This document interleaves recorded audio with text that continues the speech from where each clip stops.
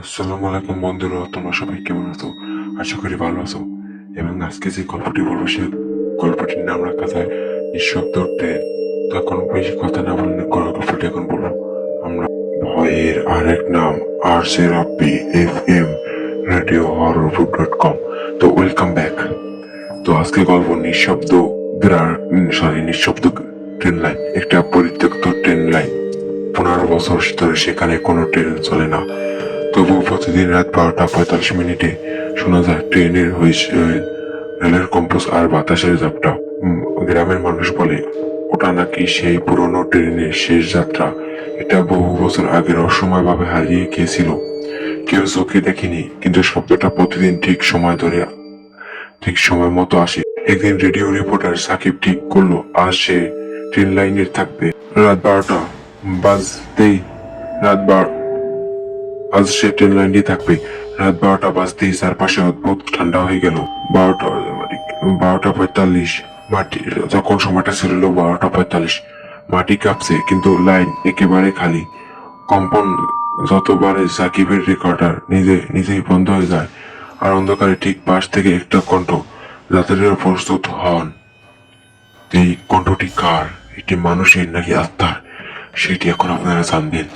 তো এখন আমরা আছি আর যেটা BFM রেডিও হরর.com। তো আমার নিজে হোয়াটসঅ্যাপ আছে, হোয়াটসঅ্যাপ নাম্বার, সেখানে আপনারা গল্প পাঠাতে পারেন আপনাদের সাথে নিয়মিত ঘটে যাওয়া কিছু ভয়ানক গল্প। তো এখন গল্পটি আগে পড়ি, তারপর আপনাদের সাথে আসল কথা। তো পুরনো স্কুল ভবনে একটা রুম আছে যার জানালা সব সময় বন্ধ থাকে। শোনা যায় জানালাটা খুললেই ভিতরে কেউ দাঁড়িয়ে থাকে। রাতে গার্ডরা বারবার দেখে জানালা নিজে খুলে যায়। তার যতবারই বন্ধ করে আবার খুলে যায়। এদিন স্কুলের নতুন শিক্ষক জানালার সামনে দাঁড়াতেই ভেতর থেকে ধীরে কাজ ঢুকে কেউ বলল, বের হতে দাও। কিন্তু রুমের ভেতর কেউ নেই, শুধু ঠান্ডা বাতাস আর চকে মেঝেতে লেখা এক লাইন, আমাকে ভুলে যেও না। রাতে গ্রামের টাওয়ারের কাছে একটা শব্দ শোনা যায়, হ্যালো, কেউ আছেন? লোকজন ভাবে এটা নাকি বাতাসের শব্দ। রাত যত গভীর হয় কণ্ঠটা তত স্পষ্ট হয়। একদিন মোবাইল নেটওয়ার্ক টেকনিশিয়ান রিভাত ছাদে উঠে সিগন্যাল চেক করতে গিয়ে হঠাৎ কম্পন অনুভব করে। টাওয়ারের উপর একজন দাঁড়িয়ে, কিন্তু নিচে নামার কোনো সিঁড়ি নেই। লোকটি ধীরে ধীরে বলে, আমাকে কে দেখেছিলে? আমি ফিরে এসেছি। তারপর পুরো টাওয়ার নিস্তব্ধ। মোবাইল স্ক্রিনে কেবল একটি line, Uncommon voice connected. Uncommon voice connected by R0B. তো ওয়েলকাম ব্যাক। কলেজের লাইব্রেরির রাত 8টার পর বন্ধ, কিন্তু রাত 12টার ভেতর থেকে পাতার শব্দ আসে, যেন কেউ ওই উল্টোছে। রাত্রি গার্ড একদিন দরজার ফাঁক দিয়ে দেখে একটি মেয়ে বই পড়ছে, চশমা, সাদা পোশাক, একদম শান্ত। গার্ড বলল, এখন লাইব্রেরি বন্ধ, বের হও। মেয়েটা মাথা তুলল। তার চোখ দেখে গার্ড জমে গেল।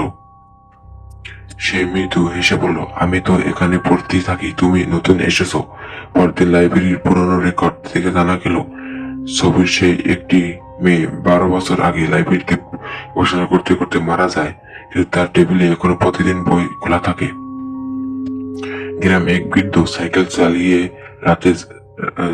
রাতে বাড়ি ফিরে, কিন্তু সবাই বলে সে একা ফেরে না, তার পাশে সবসময় আরেকটা সিট ঝুলতে থাকে। বৃদ্ধ বলে, আমার পুরনো বন্ধুকে নামিয়ে দিচ্ছি, একদিন লোকেরা দেখতে চাইলে আসলে কে? রাতের রাস্তায় ক্যামেরা বসানো হলো। ভিডিওতে দেখা গেল বৃদ্ধর সাইকেলের পাশে হাওয়ার মতো একটা ছায়া বসে আছে। সাইকেলে চলছে, কিন্তু ছায়া পা মাটিতে ছোঁয়াই নেই। আর সাইকেল যখন মোড় করে ছায়া সিট থেকে উল্টে বৃদ্ধকে হাত ধরে এগিয়ে দেয়। তো বন্ধুরা, এই ছিল আজকে আমাদের গল্প। এবং আরো গল্প এরকম আরো একটি পার্ট রয়েছে, সেটি শুনতে চাইলে, এবং তারপর চাষার সাথে কিভাবে কি হয়, এবং আরো যে আছে ট্রেন লাইনে অনেক আছে, লাইব্রেরি এবং কলেজ লাইব্রেরি অনেক আছে। কলেজের লাইব্রেরি, যখন মোবাইল নেটওয়ার্ক অনেকটি আছে, যেটি আপনাদেরকে পুরো আমরা 3-4 ঘন্টা শেষ করতে পারবো না। তার জন্য আমি একটু সব জায়গা থেকে একটু একটু করে নিয়ে আমি আপনাদেরকে শোনাচ্ছি। তো আপনাদের কি গল্পটি শোনার জন্য অনেক ধন্যবাদ। এবং আপনার নিজের হোয়াটসঅ্যাপ আছে, সেখানে আপনারা গল্প পাঠাতে পারেন। বা আপনার নাম জেলা সহ সবকিছু পাঠাতে পারেন। তো ধন্যবাদ। আর যে রাব্বি FM রেডিও হররপুর.com।